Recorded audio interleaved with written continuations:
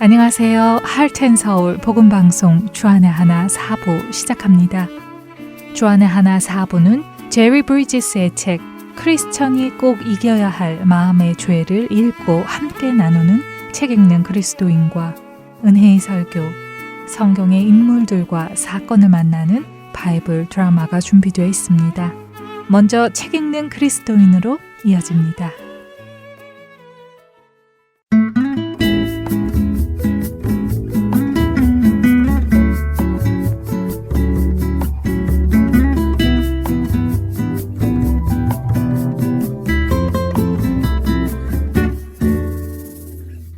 애청자 여러분 안녕하세요. 책 읽는 그리스도인 진행의 최강덕입니다.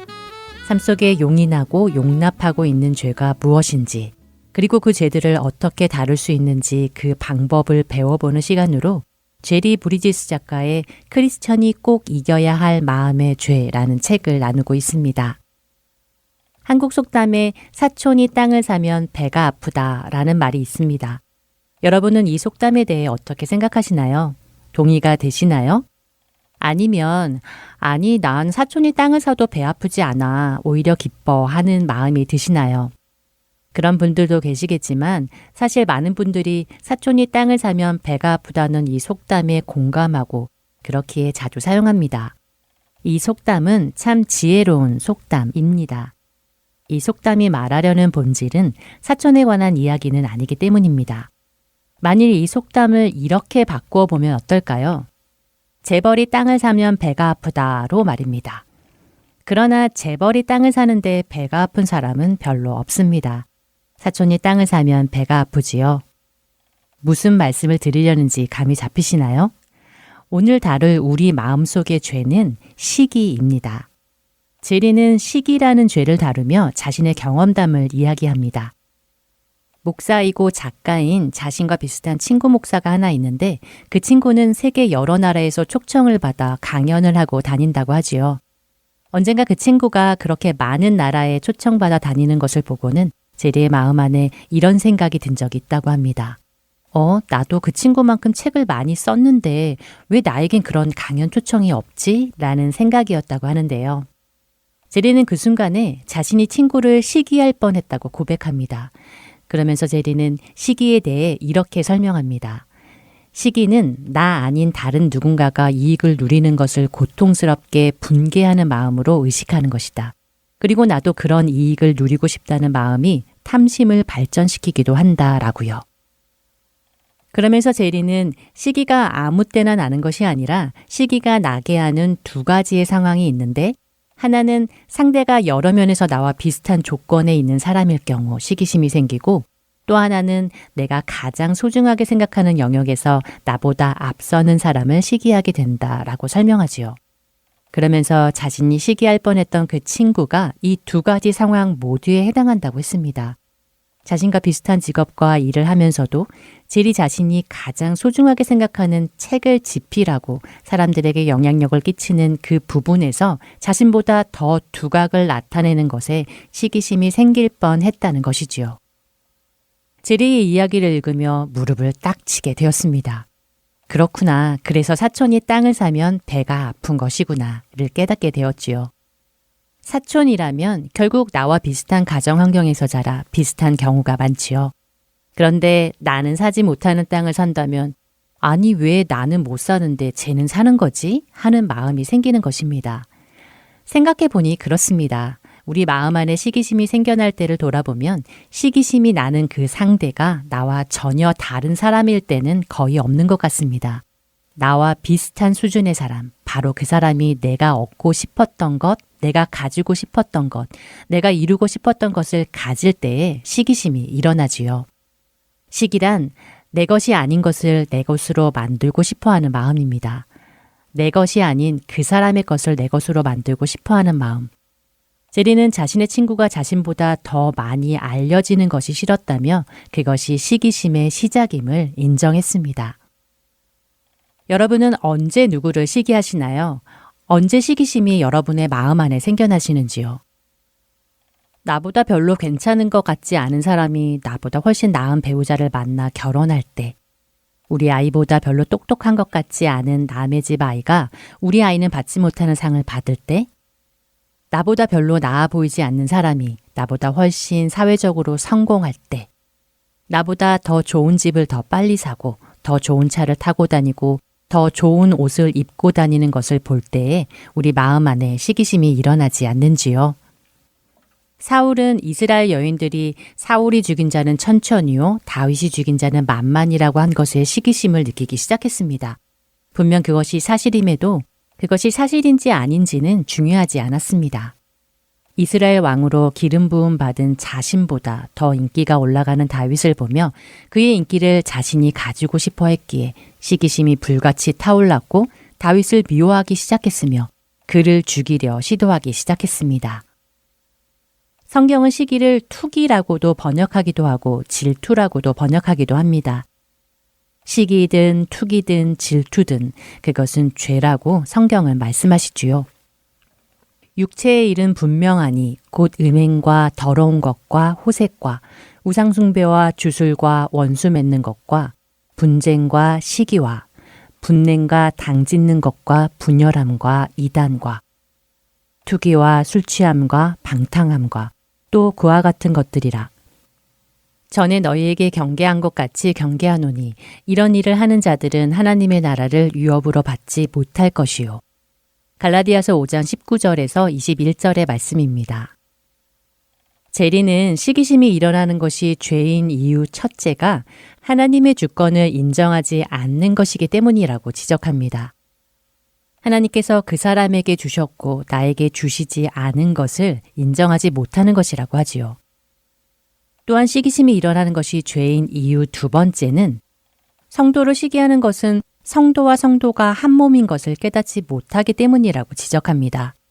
제리는 시기심을 없애기 위해서 먼저는 하나님의 주권을 인정하고 둘째로는 경쟁심을 없애는 훈련을 하라고 권면합니다.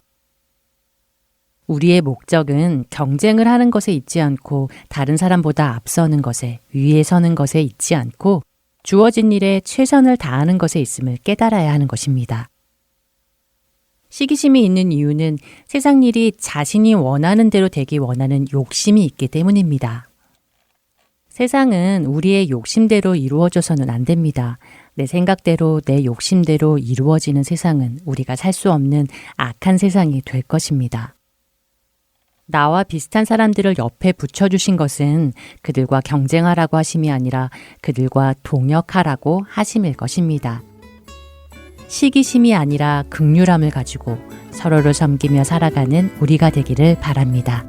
책 읽는 그리스도인 마칩니다.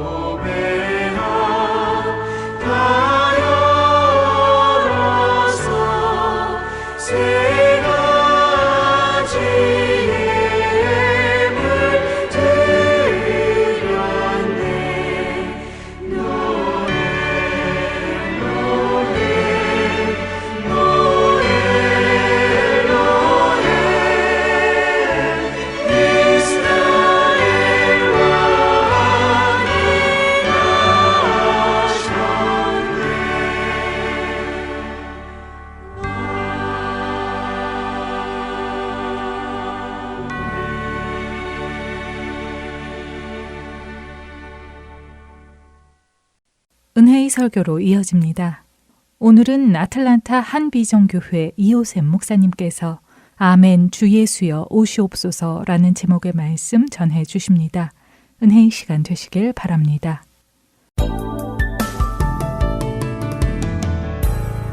세상에 있는 사람들은 세상에 소망을 둡니다.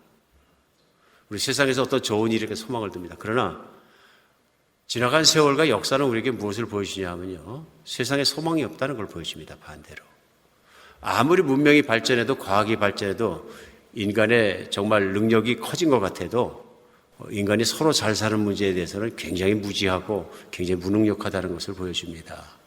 우리가 그래서 이 땅에 정말 낙원같이 사는 세상을 우리가 추구하면서 유토피아라는 말을 많이 쓰는 것 같습니다. 근데 정확하게는 유토피아라는 말이 헬라어에서 유는 없다는 뜻이고 토피아는 장소를 뜻하는 것이니까 이 땅에는 없는 것이다 이런 뜻입니다.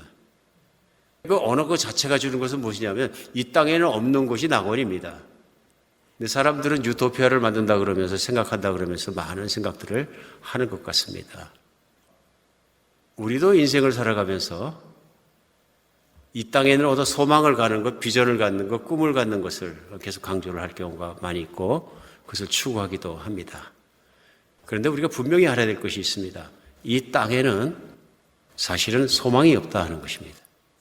그래서 오늘은 성경의 맨 마지막입니다. 성경 맨 마지막 우리 요한계시록 22장 말씀을 봉독해 주셨어요. 근데 성경책 마지막인데 마지막으로 험으로 끝나거나 허망한 것으로 끝나는 것이 아니라 세상의 발전 상태가 그랬거든요. 반대로 성경 안에서는 맨 마지막 책의 맨 마지막 단계에 들어가면 기가 막힌 희망, 기가 막힌 모습들이 나옵니다. 그것이 뭐냐면 바로 완성된 consummation of the kingdom of God, 이루어진 하나님의 나라, 어떤 완성된 하나님의 나라의 모습이 등장합니다. 오늘 읽은 22장 우리가 아는 것처럼 거기에는 새 하늘과 새 땅이 이루어지고 우리 예수님께서 내가 모든 것을 새롭게 한다 말씀하시고요. 새 예루살렘 성이 내려오고 그 성을 보니까 아름답고 화려하고 정말 감탄할 수 있는 그런 모습이 내려옵니다. 그 성벽에 주춧돌도 다 보석으로 되어 있고 그 다음에 성문도 다 진주로 되어 있고 문도 닫히지 않고 해도 주님께서 비춰주시고 정말 아름다운 그 하나님 나라의 이루어진 모습이 21장에 나오고 오늘 22장까지 계속됩니다. 22장에 계속되면서 1절부터 5절까지 나와 있는 말씀은 또 수정같이 맑은 생명수의 강을 내게 보이니 하나님과 및 어린 양의 보좌로부터 나와서 길 가운데로 흐르더라. 강좌에 생명나무가 있어 12가지 열매를 맺되 달마다 그 열매를 맺고 그 나무 잎사귀들은 만국을 치료하기 위해서 있더라. 다시 저주가 없으며 하나님과 그 어린 양 보좌가 그 가운데 있으리니 종들이 그들을 섬기며 그의 얼굴을 볼터여 그의 이름도 그들의 이마에 있으리라. 다시는 밤이 없겠고 등불이나 햇빛이 쓸데없으니 이는 주 하나님이 그들에게 비치심이라. 그들이 세세토록 왕노릇하리로다. 이루어진 하나님의 나라 하나님의 왕국의 새로운 새 땅 가운데 보좌에서 다스리는 분은 예수님이십니다. 그런데 예수님을 찬양하는 사람들, 예수님을 따르는 사람들, 구원받은 사람들이 있어 오늘은 그 설명을 그들이라고 얘기합니다. 예수님 믿고 하나님의 백성으로 구원받은 사람들이 그 앞에 있어서 우리 하나님을 찬양하면서 5절에 보면 어떻게 사느냐면 세세토록 왕노릇하리로다. 세세토록 왕노릇하리로다. 기가 막힌 거죠. 우리는 왕 생각하면 많이 생각하는 게 어떤 거 생각합니까? 권력, 힘, 다스리는 것, 사람 위에 있는 것, 뭐 이런 걸 많이 생각합니다. 근데 제 생각에 여기서 왕 노릇한다는 것은 이런 뜻인 것 같아요. 예수님이 왕이시기 때문에 왕이 가지고 계시는 고난, 능력, 그 모든 것을 함께 누린다. 예수님은 그냥 왕이 아니라 모든 걸 하실 수 있는 왕이십니다. 모든 것을 이루실 수 있고 선한 소원대로 다 하실 수 있는 분이신 거죠. 다스리지 않는 것이 없고요. 그러므로 예수님을 믿는 사람이 되었고 하나님의 백성이 되었다는 뜻은 예수님께서 누리시는 그 왕권의 모든 걸 누릴 수 있다. 무슨 얘기입니까? 하고 싶은 것 다 할 수 있고 이루고 싶은 것 다 이룰 수 있고 가지고 싶은 것 다 가질 수 있고 무엇이든지 할 수 있다. 제한 없는 그런 모습을 우리는 알 수 있습니다. 저는 이것이 왕노릇이라고 생각합니다. 우리 주님께서 특별히 성도들에게 말씀을 주시면서 알기 원하는 것이 너희가 나와 함께 왕노릇할 것이다. 내가 왕 된 것을, 나의 주인 된 것을 나만 가지고 있는 것이 아니라 그 혜택을 나를 사랑하는 사람들에게 다 주겠다. 공유하는 거죠. 그래서 우리 주님께서 가지고 있는 그 모든 능력의 수요자가 누가 되냐면 바로 예수 믿는 사람이 된다. 믿는 사람이 된다 하는 것입니다. 예수님이 왕이시기 때문에 우리는 그 왕권을 가지고 계신 예수님의 능력을 가지고 살아가게 될 것이다. 오늘 이 말씀 속에서 우리 볼 수 있는 건 뭐냐면요. 성경 안에서 우리 하나님께서는 우리에게 분명하고 확실한 마지막 모습을 보여주셨습니다. 이것이 성경의 마지막에 있는 것이 얼마나 감사한 것입니까? 성경의 마지막에 이런 모습과 약속이 없었더라면 우리는 소망이 없습니다. 그런데 우리 하나님께서 내 인생의 결국 내 인생의 끝이 어떻게 될 것인가를 믿는 사람에게 일어나는 것을 분명히 보여주신 것이죠. 그래서 오늘은 우리 말씀을 나누면서 22장에 계속 나와 있는 말씀이 뭐냐면 우리 예수님께서 강조하신 내용들이 나옵니다. 근데 특별히 강조하신 게 뭐냐면요. 오늘 본문 말씀 가운데서는요. 예수님이 곧 다시 오시리라는 것을 강조하십니다. 그래서 오늘 7절, 12절, 20절에 반복되는 말씀이 있습니다. 무슨 말씀이 반복되냐면 7절에 보면 보라 내가 속히 오리니 이 두루마리 예언의 말씀을 지키는 자가 복이 있으리라. 속히 오겠다고 말씀하십니다. 12절에 보라 내가 속히 오리니 내게 줄 상이 내게 있어 내가 줄 상이 내게 있어 각 사람이 그 행한 대로 갚아주리라. 20절에 이것을 증언하시니가 이르세 내가 진실로 속히 오리라 하시거늘 아멘 주여세요 어서 오시옵소서. 그러니까 오늘 22장 맨 마지막 장에 가장 반복되는 말씀이 뭐냐면요. 예수님 말씀이 내가 속히 오리라 하신 말씀입니다. 내가 속히 오리라. 굉장히 강조하신 것을 우리는 볼 수 있어요. 그러니까 교회가 알기 원하는 것, 오늘날도 성도가 예수님께서 알기 원하는 건 뭐냐면 예수님이 속히 오실 것이다 하는 것입니다. 오늘 이 말씀 속에서 우리가 깨달을 수 있는 것은 예수님의 말씀대로 이 종말 맨 마지막 날은 반드시 올 것이고 그래서 예수님께서 새하늘과 새 땅을 이루시고 또 예수님께서 그 백성과 함께 이루시는 이 모든 완성된 하나님의 나라의 모습은 반드시 이루어질 것이다 하는 것입니다.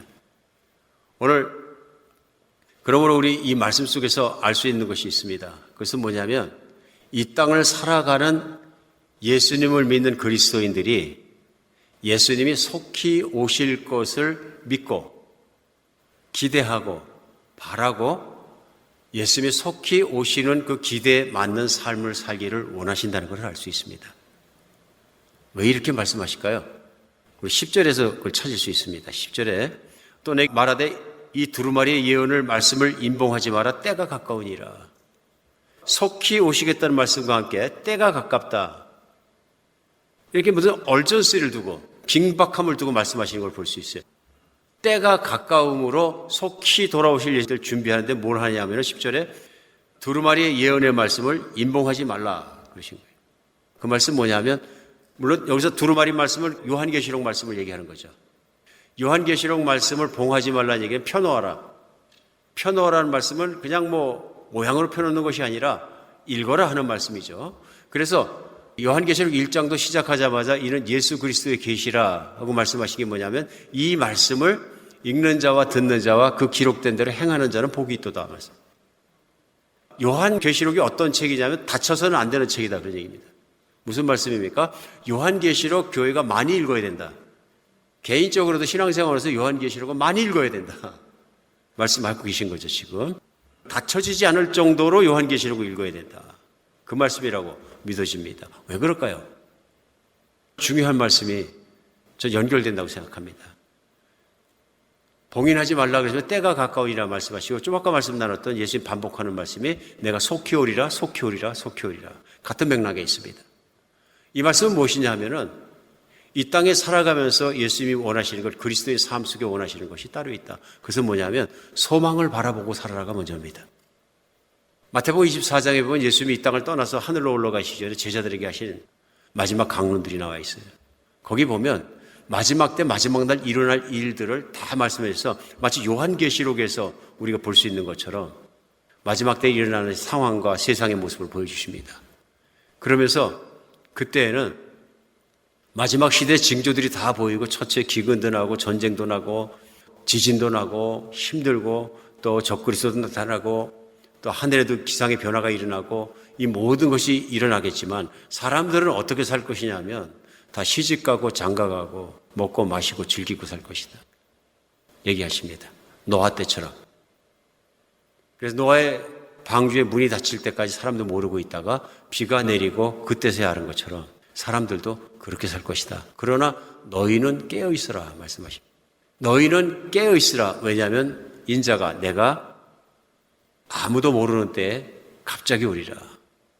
그러므로 너희는 준비하고 있으라 말씀하십니다. 오늘 예수님의 그 말씀 생각해 볼 때 이 땅에 살아가면서 신앙생활이 무엇인지를 다시 한번 생각하게 합니다. 왜 그러냐면은 예수님이 간절히 원하시는 것 요한계시록에 나온 말씀을 읽고 많이 읽는 것만 중요한 게 아니라 그 말씀을 읽음으로 말하면서 깨어있으라는 뜻이거든요. 이 시대가 어떤 시대인지 알고 내가 어떤 시대를 살고 있으며 무엇을 기다리는지 알고 깨어있으라고 말씀하시는 것인데 사실은 요한계시록을 그리스도인들이 많이 읽지 않는 거예요. 그 요한계시록 말씀을 나누다 보면 거기에 뭐 상징들도 나오고 여러 가지 계시들이 나오고 그 계시에 대한 해석도 조금 견해들이 다른 것도 있고 막 계시들이 복잡하고 그러니까 어쩌면 계시 그 자체를 해석하고 그런 것보다 더 중요한 거 있는 거죠. 계시를 주신 목적이죠. 왜냐하면 요한계시록의 모든 계시 속에는 이 땅에 있는 모든 일어나는 일들이 땅에서만 일어나는 것이 아니라 하늘에서 일어나는 영적인 변화와 모든 일들의 결과이고 연결되어 있다는 것을 보여주십니다. 그리고 이 모든 하늘에서 일어나는 전쟁 또 하늘에서 일어나는 일들이 전국에 가서는 땅에 있는 마귀의 역사와 모든 것을 그리스도께서 이기고 승리하고 일어서시고 오늘 마지막 장과 21장에 있는 게 그 새하늘과 새 땅과 승리하신 예수께서 그 땅을 나라를 완성하시고 그걸 보여주시는 것이 계시록의 마지막인 거죠. 그러므로 왜 주셨냐면은 이 땅에서 신앙생활을 바르게 하고 삶을 바로 살기 위해서는 미래를 알아야 되고 결과를 알아야 되고 하늘에서 일어난 일을 알아야 된다. 계시록의 목적이라고 생각합니다. 오늘 예수님께서 우리를 깨어있게 원하시는 것을 위해서 우리가 분명히 깨닫고 알아야 되는 것이 있습니다. 그것이 뭐냐면 예수님과 함께 살아가는 또 예수님의 영광에 참여하는 소망을 가지고 살아야 합니다. 내가 얼마나 예수님을 간절하게 기다리고 있는지 예수님을 사랑하고 어쩔 때 그런 거 있지 않습니까? 예수님 사랑한다고 고백하는데 예수님께서 다스리는 그 나라와 하늘나라에서 얼마나 소망하느냐 하는 것입니다. 얼마나 소망하느냐, 얼마나 간절히 기다리느냐. 오늘 그런 거 생각하면 내 안에 소망의 믿음이 얼마나 있는가 현실적으로 생각해 볼 수 있습니다. 예수님께서 마태복음에서 마지막 시대에 내가 오기 직전에도 사람들이 살아가는 모습이 뭐냐면 시집가고 장가가고 먹고 마시고 즐기고 하다가 모른다. 그런데 이 말씀은 예수님 말씀이 시집가고 장가가고 먹고 마시지 하지 말라는 말씀이 아니죠. 당연히 아니죠. 근데 문제는 뭐냐면 이 세상에 살아가는 일상의 삶이 너무 중요하고 너무 급해지고 너무 소중해져서 하나님을 바라지 않는다는 지경까지 이른다는 것을 말씀하시는 걸 알 수 있어요. 그러니까 영적으로 잠들었다는 얘기는 뭐냐면요.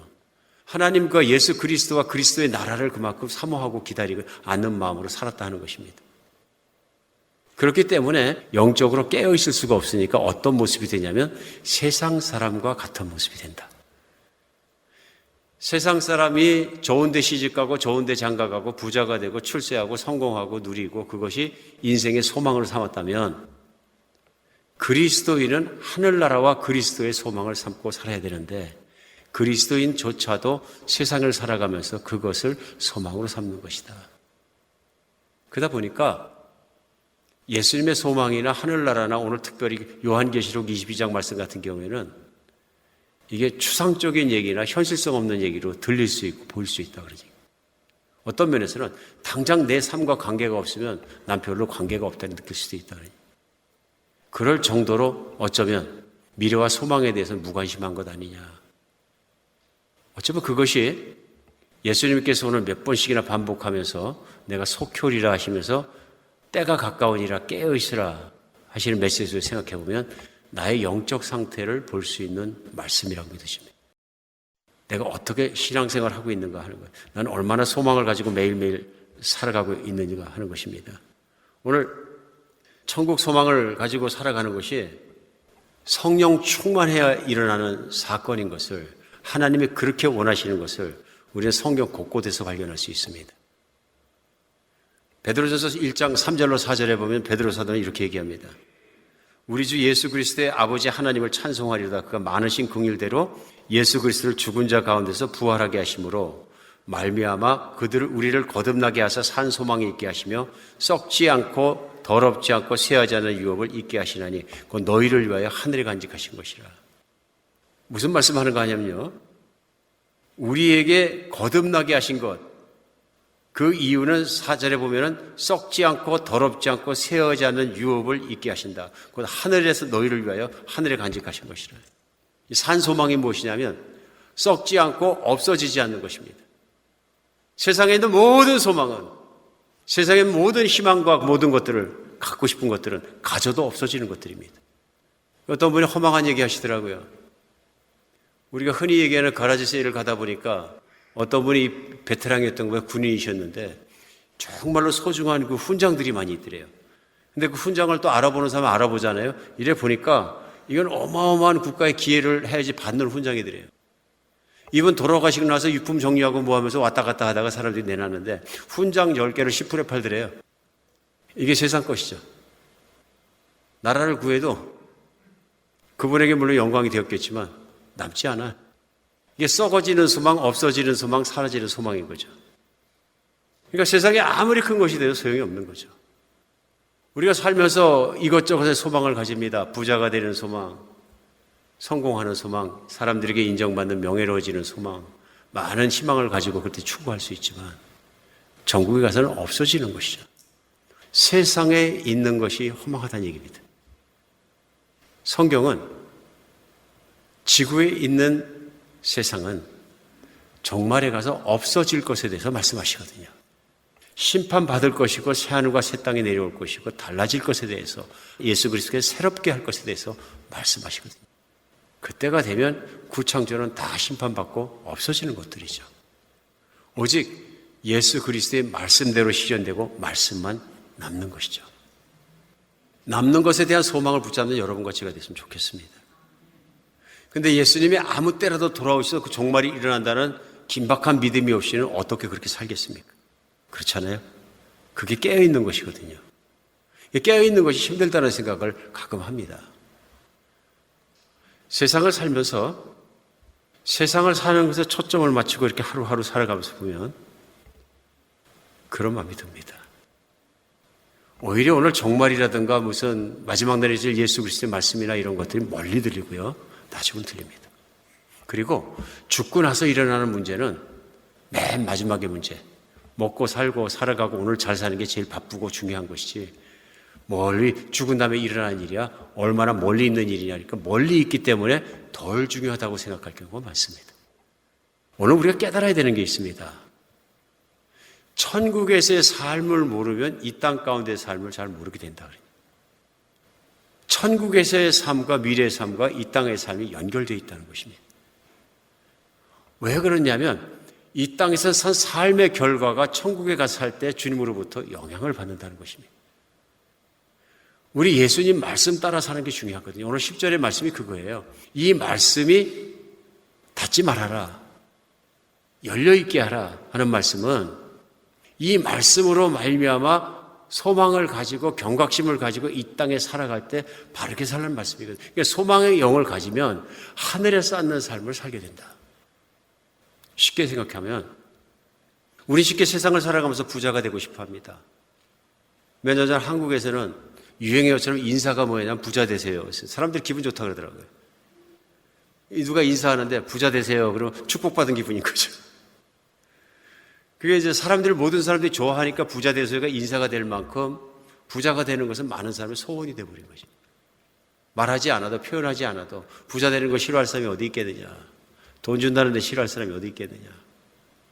근데 문제는 뭐냐 하면 그리스도인으로서의 부자가 된다는 것은 사실은 두 가지 의미가 있습니다. 하나는 내가 돈을 많이 가진 부자가 되는 게 인생의 꿈이 되고 목표가 되었고 부자가 되는 것을 이루는 것. 다른 건 뭐냐면은 하나님을 위해서 부자가 된 사람. 다르죠? 왜 다르냐 하면 쓰는 데 보면 다른다는 것입니다. 목적이 다르면. 성경 안에서는 특별히 신약 성경에서는 부자가 많은 하나님의 질책을 받는 걸 볼 수 있어요. 질책을. 신약 성경 읽다 그런 부분 나오니까 부자들이 좀 힘들어하세요. 한국에서 부자교회 목회하신 목사님 계세요. 근데 그분이 은퇴하시고 나서 말씀 전하면서 하신 말씀이 있어요. 내가 재임하면서 다 봤는데 지금까지 부자가 교회 와서 믿는 걸 내가 본 적이 없다 그러죠. 부자 교인이 많은데 여기 중요한 게 있습니다. 부자가 된 게 문제가 아니라 부자가 되었으면 그 돈을 어떻게 쓰느냐 하는 게 중요하다고 성경은 팍 말씀하시거든요. 예수님 말씀 뭐예요? 어렵지 않게 말씀하십니다. 내 재물로 하늘에 복을 쌓아라 그러시거든요. 그 말씀은 예수님 말씀 순종해서 그 재물을 가지고 그리스도의 영광을 드리는 빛되는 삶을 살고 사람들을 도와주고 섬기고 사랑하고 예수의 복음을 전하고 거기에 쓰란 얘기죠. 내가 내 영광을 위해서 남보다 더 많이 가진 걸 자랑하기 위해서 그걸 지키려고 아동바동할 것이 아니라 잘 쓰는 게 더 중요한 거죠. 오늘 이 말씀 속에서 우리 깨달을 수 있는 것들이 그런 것입니다. 주님의 말씀을 열려있게 하라. 그러면 내가 소망의 영을 가지고 소망의 믿음을 가지고 살아가는 것 중요하고요. 소망의 믿음을 가지는 두 번째는 세상과는 다른 삶을 살아야 된다는 것입니다. 7절에 보라 내가 속히 오리니 이 두루마리 예언을 지키는 자는 복이 있으리라. 속히 오리라 뒤에가 뭐냐면요. 속히 오시는 것을 알고 오늘의 삶에 신앙적으로 깨어있는 삶이고 소망을 가진 사람은 어떤 일이 일어나냐면은 두루마리 예언의 말씀을 지킨다 그러십니다. 그러면서 12절에도요. 보라 내가 속히 오리니 내가 줄 상이 내게서 각 사람이 그가 행한 대로 갚아주리라. 갚아주시는 행한 게 뭡니까? 예수 그리스도의 말씀을 따라 살아가고 천국의 복을 쌓은 자들의 그 덕을 쌓고 좋은 일하고 복음을 전하고 행한 것들을 내가 갚아주겠다. 오늘 미래에 우리에게 열려있는 기업과 상은 큰 것입니다. 그러나 이 땅에서 우리의 삶은 주님 앞에 가서 분명히 결코 남는 것입니다. 미국에서 국무장관을 지낸 적이 있는 데니얼 웹스터라는 장관이 유명한 신앙인이었습니다. 늘 기도하는 사람이었고. 근데 한 번은 국무회의가 끝나고 국무위원끼리 다 식사를 하고 식사를 마쳤는데 고개를 숙이고 생각을 하면서 앉아있는 데니얼 웹스터 국무장관에게 다른 강요가 물어봤습니다. 당신은 지금까지 살아오면서 가장 중심되는 생각, 당신이 중요하다는 생각이 어떤 것이냐 하고 얘기하니까 무슨 얘기를 하냐면요. 저희도 오늘 들어야 되는 그런 얘기를 한다고 믿어집니다. 무슨 일을 하든지 이 다음에 천국에 가서 책임질 수 있을지를 항상 생각한다. 무슨 일을 하든지 천국 가서 내가 책임질 결정을 했는지. 이 땅 가운데 우리가 인생에 무엇을 추구할 것이냐, 무엇을 먹느냐, 무엇을 입느냐, 어떤 집을 사느냐, 어떤 차를 사느냐, 무엇을 하느냐, 어떤 학교를 가느냐. 사실은 천국 가서 주님 앞에서 모든 관계가 있다. 내가 너희 행한 대로 갚아주시라 말씀하셨을 때 세상처럼 사는 것이냐 아니면 내가 소망이 있는 사람으로 산 것이냐 소망이 없는 사람처럼 산 것이냐 관계가 있다는 것입니다. 오늘 말씀 안에서 그래서 우리가 깨달을 것이 있습니다. 이 세상을 살아가면서 예수 믿는 사람은 소망 없는 사람처럼 살면 안 된다. 깨어나야 한다. 내가 천국 가면 얼마나 부자인지를 내가 안다면, 믿는다면, 그것을 기다린다면, 간절히 바라고 있다면 영이 깨어나는 거죠. 소망의 믿음으로 깨어나는 거예요. 그렇다면은 깨어난 사람은 세상에 있는 것을 음란하게 흠모하지 않는다. 대신에 세상에 사는 동안에 하나님의 영광과 말씀이 이루어지는 것과 그 모든 하나님의 나라를 위해서 애쓰고 힘쓰고 내가 그렇게 살아간다. 내가 이것이 예수 그리스도에게 덕이 되겠느냐? 주님의 말씀을 지키는 길이 되겠느냐? 주님께서 내 인생을 살면서 자족하라 그러면 내가 자족할 것이고 우리 주님께서 입을 것이 있고 내가 쓸 것이 있으면 족한 줄 알라 그러시면 내가 족한 줄 알고 살아가면서 덕을 끼칠 줄 알고 다른 사람을 사랑할 줄 아는 사람으로 살아가게 되면 그것이 빛이 되는 줄 알고 살아가는 삶을 살면 주님이 기뻐하신다. 오늘 인생 중에 허덕거리고 늘 불행하게 생각하는 이유는 뭡니까? 저 사람만큼 부자가 아니고 저 사람만큼 행복하지 않고 저 사람만큼 이루지 못하고 내 자식이 저렇게 안 됐기 때문에 상대적으로 비교해서 그런 건 아니겠습니까? 우리 천국 소망을 가지고 살면서 때도 없이 상황에 관계없이 늘 기쁘게 살 수 있는 여러분과 제가 됐으면 좋겠습니다. 최소한 천국입니다. 최소한 세계에서 최고 부자입니다. 최소한 세계에서 막강한 권력을 가지고 영원히 살 것입니다. 최소한 모든 걸 누리는 사람이 나입니다. 믿는 사람입니다. 뭐가 부럽겠습니까? 예수님 믿는다는 건 예수님으로 만족하는 것이고, 예수님이 나의 왕이시고 나의 정말 신랑이시고 나의 친구이시고 나의 주님이시고 나의 모든 것이기 때문에 생명도 아끼지 않고 나를 위해 내놓으시는 그분이 왕이신데 내가 뭘 걱정하겠습니까? 그날을 기다리고 그것을 기다리며 세상을 이기는 여러분과 제가 되었으면 좋겠습니다. 이 책을 펴놔야 되지 않겠습니까? 이 말씀을, 예수님의 이 격려를, 이 정말 권면의 말씀을 펴놓고 세상을 이겨야 되지 않겠습니까? 보여주시고 말씀해 주시고 일러주시는 이 말씀 속에 깨어나서 세상을 살아가야 되지 않겠습니까? 오늘 주님 안에서 우리의 소망의 영이 커지고 소망의 믿음이 커지고 또 그로 말미암아 세상을 이길 수 있는 여러분과 제가 되었으면 좋겠습니다. 세상은 정말 잠깐이지 않습니까? 저도 이제는 조금은 한 해 한 해 먹어가면서 저보다 더 어르신들이 계십니다만 저도 이제 그 얘기를 할 수 있을 것 같아요. 세상은 잠깐이다. 왜 그 생각이 드냐면 남아있는 게 10년 남았다고 하나님께서 말씀하셔서 10년 굉장히 많이 남았네 그러는데 뒤로 돌아서 10년 생각하니까 1년도 안 되는 것 같아요. 세상은 잠깐입니다. 없어지고 잠깐인 것 때문에 영혼을 걸고 갬블할 수는 없는 것입니다. 반대로 영혼의 확인과 영혼의 것 때문에 기뻐하는 여러분과 제가 됐으면 좋겠습니다. 마지막으로 하나님 말씀은 이루어집니다. 구약 성경에 수백 년, 천년 이상을 걸쳐서 예수님이 오실 것이다, 메시아가 오실 것이다, 구원의 길로 인도하실 것이다, 영원한 세계가 열릴 것이다, 천국이 열릴 것이다, 그 많은 약속들을 많은 선지자를 통해서 선포하시고 구약 전체에 깔려 있는데 믿은 사람도 있고 안 믿은 사람도 있습니다. 그러나 아브라함이 믿었고 이삭이 믿었고 야곱이 믿었고 히브리서에도 그들이 왜 살았냐면 하나님께서 지으시고 이루실 도성을 바랬습니다. 그들이 바라는 본향이 이 땅에 있는 것은 그들이 떠났던 갈대우로 돌아가시려니와 그들이 바라는 본향은 하늘에 있는 것이라. 하나님께서 신앙의 시작부터 시작해서 이미 소망의 믿음을 주셨던 거예요. 소망의 믿음을 가진 사람마다 세상을 자신이 살아가면서 자신을 나그네라고 합니다. 나그네 인생이라고 표현하고 그러면서 하나님을 따라가는 자들마다 주와 함께 있는 것이다.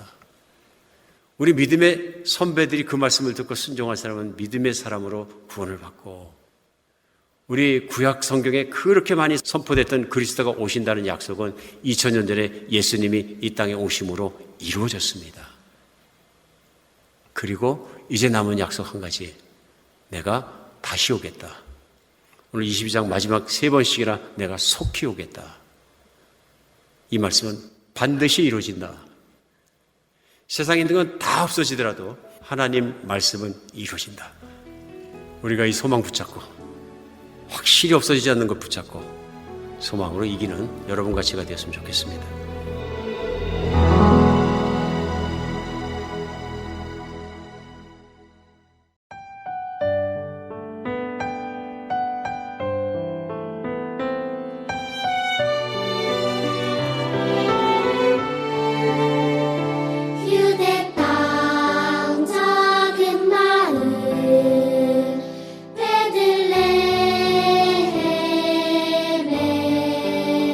사람의 몸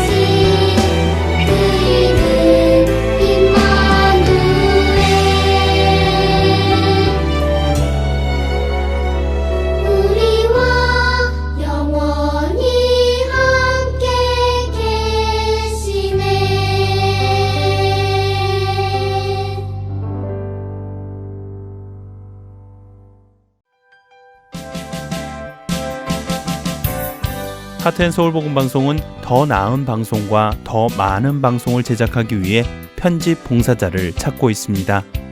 매주 3시간의 시간을 헌신하실 수 있는 분들은 사역에 동참하실 수 있습니다. 컴퓨터가 익숙하지 못한 분들을 위한 기초 편집 교육도 준비되어 있습니다. 사역에 동참하시고 싶은 분들은 전화번호 602-866-8999로 연락 주시기를 부탁드립니다. 하나님의 은혜에 감사하여 나의 시간을 드릴 수 있는 여러분들의 많은 참여를 기다립니다.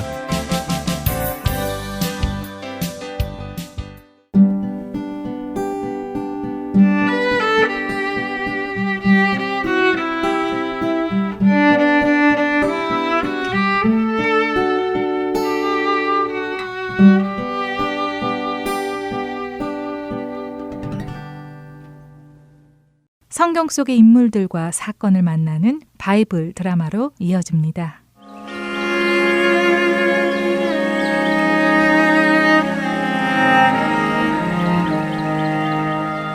애청자 여러분 안녕하세요. 바이블 드라마 사무엘편 진행의 박영규입니다. 다윗의 조문객을 망신을 주었던 암몬의 한우는 다윗이 화가 난 것을 알고는 많은 돈을 주고 시리아에서 군인들을 사왔습니다. 무려 33,000명이나 되는 군인들을 사와서는 자신을 지켜주도록 했지요. 하지만 다윗이 보낸 요압 장군과 그의 군대의 공격에 시리아 군인들은 겁을 먹고 도망치기 시작했고, 시리아 군인들이 도망치자 암몬의 군인들도 덩달아 도망쳐 자신들의 성읍으로 들어가 문을 걸어 닫았지요. 전쟁은 그렇게 허무하게 끝났습니다. 요압 장군은 굳이 도망치는 그들을 쫓아가지 않고 예루살렘으로 돌아갔지요. 하지만 시리아의 하닷 에셀 왕은 자존심이 상해 더 많은 군사를 준비해 옵니다. 그리고 자신의 군대 장관 소박에게 전투를 명하지요.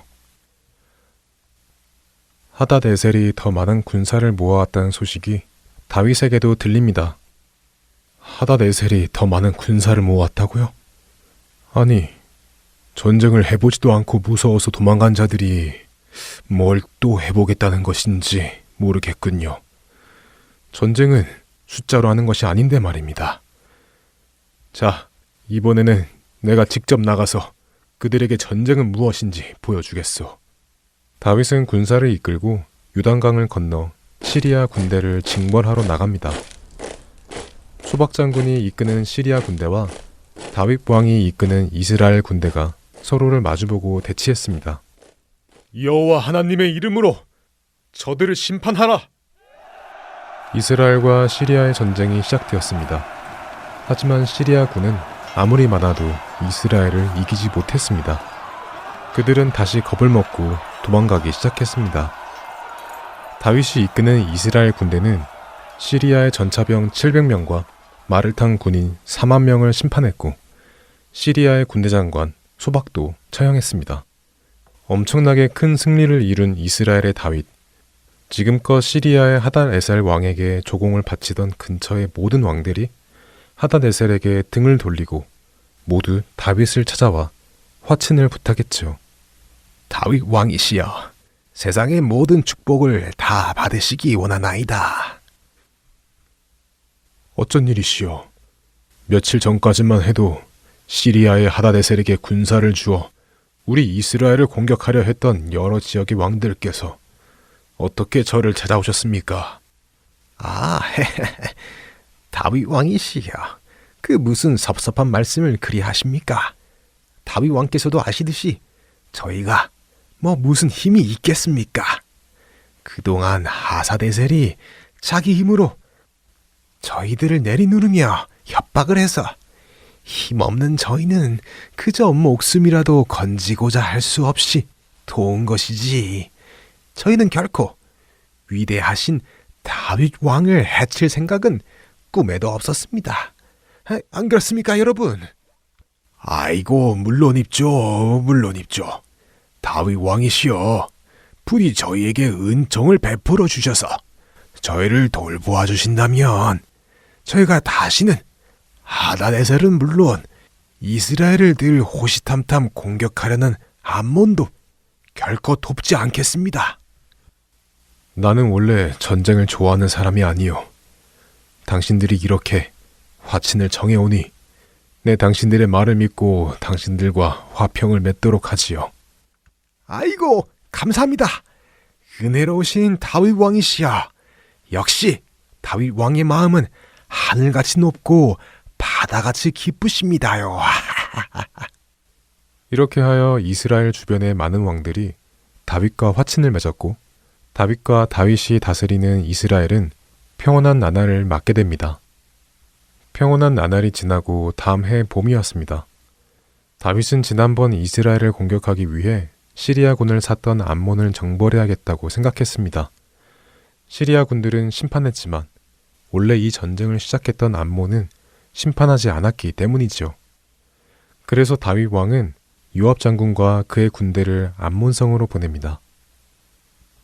요압 장군님, 이제 봄이 되어서 날도 풀리고 했으니 지난번 우리에게 도발했던 암몬을 심판해야 할 것 같군요. 네, 맡겨만 주십시오. 그래도 암몬의 성은 튼튼하니 쉽게 전쟁이 끝나지 않을 수도 있습니다. 군사를 이끌고 충분한 군량미를 준비해 가서 전투에 임해 주시기 바랍니다. 아, 왕께서는 이번 전투에는 출전을 하지 않으시는가 보군요. 네, 저까지 그런 놈들을 치는데 갈 필요가 있겠습니까? 시간 낭비죠. 요압 장군께서 워낙 출중하시니 충분할 것입니다. 자, 어서 다녀오시지요. 네, 충성을 다하겠습니다. 이스라엘의 전 군대는 나를 따르라. 이렇게 하여 요압이 이끄는 군사가 암몬을 치기 위해 출발합니다. 평온함이 계속되어서 그런지 다윗 왕의 분위기가 조금 달라졌습니다. 전처럼 하나님을 찾지도 않고 이스라엘을 위해 헌신하는 모습도 적어졌습니다. 하나님을 대신하여 백성들을 섬기던 왕의 자리에서 오히려 섬김을 받고 특권을 누리려는 모습이 보이기 시작했습니다. 이런 다윗에게 어떤 일이 일어날까요? 바이블 드라마 사무엘편 다음 시간에 뵙겠습니다. 안녕히 계세요.